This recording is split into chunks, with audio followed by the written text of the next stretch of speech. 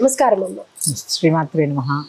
అమ్మ, చంద్రగ్రహణం అనగానే మామూలుగా అయితే ఆధ్యాత్మిక పరంగా చూసుకుంటే మంత్ర బలం చాలా ఉంటుంది. ఎలాంటి మంత్రాలు చదువుకున్నా కానీ వాటి ఫలితం అధికంగా ఉంటుంది అని అంటూ ఉంటారు.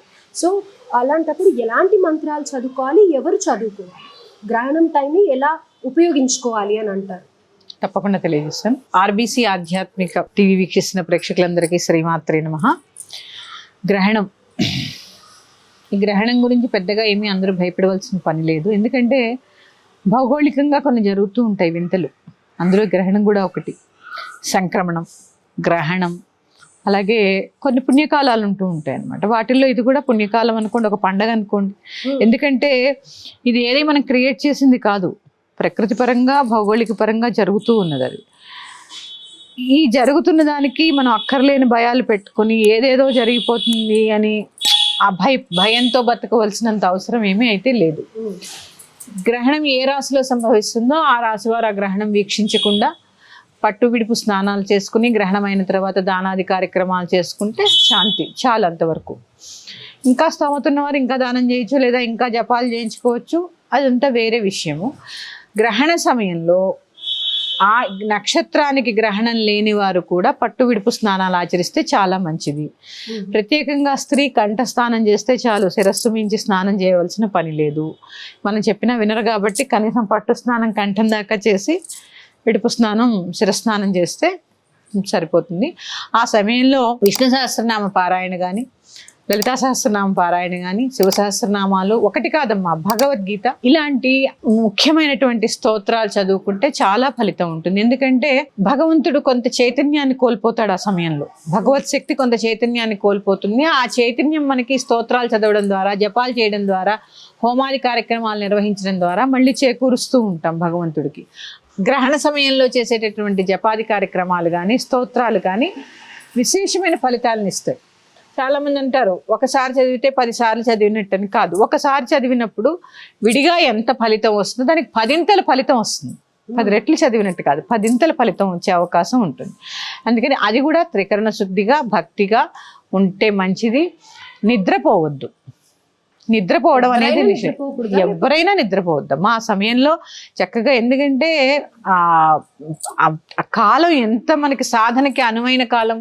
ఇప్పుడే చెప్పాను, ఒక్కసారి చదివితే ఎంతో పుణ్యం వస్తుంది, 10 పుణ్యం వచ్చే అవకాశం ఉంది.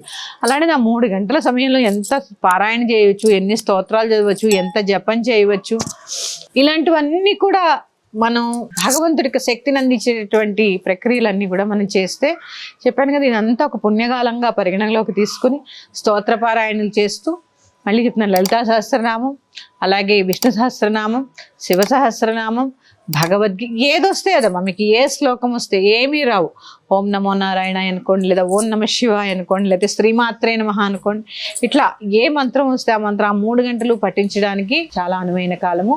పట్టు విడుపు స్నానాలు చేసిన తర్వాత అరే ఇల్లు కూడా ఒక్కసారి తుడిచేసుకుంటే బాగుంటుంది అంటే చేసుకోవచ్చమ్మా. మరి రెండింటికి ఏం చేస్తారమ్మా, తెల్లవారుజామున 4 లేచి మళ్ళీ శుభ్రం చేసుకుని అన్ని రాత్రి వండిన పదార్థాలు తినకుండా ఏమైనా ఇలా ఆవకాయలు ఇలాంటివి ఉంటే కనుక పాలు పెరుగు దర్భతోటి వేసి దాన్ని చక్కగా కాపాడుకుని, అలాగే గర్భిణీ స్త్రీ ఉంటే కూడా 6 గంటల లోపు, అంటే సాయంత్రం 5 గంటల 6 గంటల వరకు భోజనాది కార్యక్రమాలు పూర్తి చేసుకోవాలి. అలాగే గర్భిణీలు ఎట్టి పరిస్థితులలో గ్రహణ సమయంలో వాష్రూమ్స్కి అది వెళ్ళకపోవడం మంచిది. అంటే మా చిన్నప్పుడు మా సమయంలో మా అమ్మమ్మ గారు చెప్పారు. ఇది ఎందుకు అంటే ఆవిడ ఎందుకు అని నేను ప్రశ్నించలేదు. గ్రహణ సమయంలో ఇలాంటివి చేయకుండా ఉంటే మంచిది. అలాగే ఇంకో నియమం ఏం చెప్పేవారంటే, ఇలా చాకుతో కోయించేవారు కాదు. గ్రహణం రోజు, గ్రహణమైన మరుసటి రోజు గర్భిణీ స్త్రీని ఇట్లా చాకుతో పళ్ళు కానీ కూరలు కానీ కత్తిపీటతోటి కానీ తరగనిచ్చేవారు కాదు. ఏం పాటిస్తే మంచిదే కదమ్మా, పాటించండి. ఇంకా చెప్పాను కదా, ఈ స్నానాల్లో అతిచాదస్తం పోకుండా, ఆరోగ్యాలు బాగోలేకపోయినా తలలు తడిపోకుండా ముఖ్యంగా స్త్రీలు కంఠస్నానం చేస్తే సరిపోతుంది. ఇక తెల్లవారుజామున 4 లేచి మళ్ళీ ఇల్లు శుభ్రపరుచుకుని, ముందే లేచేసి ఇల్లు శుభ్రపరిచిన కాఫీ తాగేయకుండా చక్కగా ముందు దేవుళ్ళని శుభ్రం చేసుకుని దేవుడి గదిలో దీపారాధన చేయాలమ్మా. గ్రహణం అయిపోయిన తర్వాత చేయాలి, ఖచ్చితంగా చేయాలి. ఒకవేళ ఇమీడియట్ గా నెక్స్ట్ డే మార్నింగ్ కుదరట్లేదు అనుకునే వాళ్ళు ఏం చేయాలి? కుదరకపోవడం అంటే 4 లేచి చేసుకోవాలమ్మా. కుదరకపోవడం అంటే అంటే ఏముండదు. ఇప్పుడు మనం దానాలు అవి 1 వీక్ వరకు టైం ఉంటుంది అలా ఏదో అంటూ ఉంటారు కదా. సో ఇలా దేవుని శుభ్రం చేసుకోవడానికి కూడా అలా మరి శుభ్రం చేయిందే దీపారాధన ఎలా చేస్తారు? దీపారాధన లేని ఇంట్లో ఆహారం ఎలా భుజిస్తారు? ఫస్ట్ కదా, దీపారాధన చేసుకోవాలి కదా. నిత్య దీపారాధన మానడానికి లేదు కదా. నిత్య దీపారాధన చేసుకోవాలంటే దేవతాగతి శుభ్రం చేసుకోవాలి కదా. అంటే గ్రహణం అయిపోయిన తర్వాత అదంతా మైలతో సమానం కదమ్మా. సో ఇల్లు శుభ్రం చేశాక ఇమ్మీడియట్ గా పూజ గది కూడా శుభ్రం చేసుకోవాలి. అలాగే ఏదైనా ఈ శతభిష పూర్వభాద్ర నక్షత్రాల్లో వస్తుంది కాబట్టి దానికి సంబంధించిన వారు దానాలు ఇవ్వడము. మీకు బ్రాహ్మణుని అడిగితే చెప్తారు ఏమేమి దానం ఇవ్వాలి అంటే వాళ్ళు బాగా చెప్తారు. వెళ్ళి దానం ఇచ్చుకొని వచ్చిన తర్వాత ఇంకా మీ పనుల్లో నిమగ్నం అవ్వచ్చు. అయితే అమ్మ ఇక్కడ చివరిగా నా ప్రశ్న ఏంటంటే, చంద్రుడు మనసుకి కారకుడు అని అంటూ ఉంటారు కదా. చాలా మందికి వాళ్ళ మనసే అల్లకల్లోలాన్ని సృష్టిస్తూ ఉంటుంది. వాళ్ళ మైండ్ని కూడా కంట్రోల్ చేసేది మనసే అని చెప్పుకోవాలి. అలా నిత్యం జీవితంలో మా మనసుకి నచ్చని పనులు మేము చేస్తున్నాం, మనసుతో పోరాడుతూ ఉన్నాం, అసలు మా వల్ల కావట్లేదు, ఈ ఒక ఉపశమనం కావాలి అని అనుకునే వాళ్ళు చంద్రుడికి సంబంధించి ఏదన్నా ఒక మంత్రం కానీ లేకపోతే ఏదన్నా ఉందంటారా? మనశ్శాంతి లేదు లైఫ్లో అని కోరుకునే వాళ్ళు, డబ్బులున్నా మనశ్శాంతి ఉండదు, ఆరోగ్యం ఉండదు కొంతమందికి, అలాగే చేసే పని దగ్గర ఇబ్బందులు కలుగుతూ ఉంటాయి ఆఫీస్లో అలాగా. సో అలాంటి వాళ్ళందరికీ కూడా ఏదన్నా ఒకటి. చంద్రమా మనసో జాతః, చంద్రుడు మన మనఃకారకుడు. చంద్రుడు అందుకే ఒక అష్టం నుంచి ఒక అష్టమికి మన మనస్సు ఒకలా ఉంటుంది. ఒకసారి ఒక 15 రోజులు చాలా ఆనందంగా ఉంటుంది, ఒక 15 రోజులు చాలా డల్గా ఉంటుంది.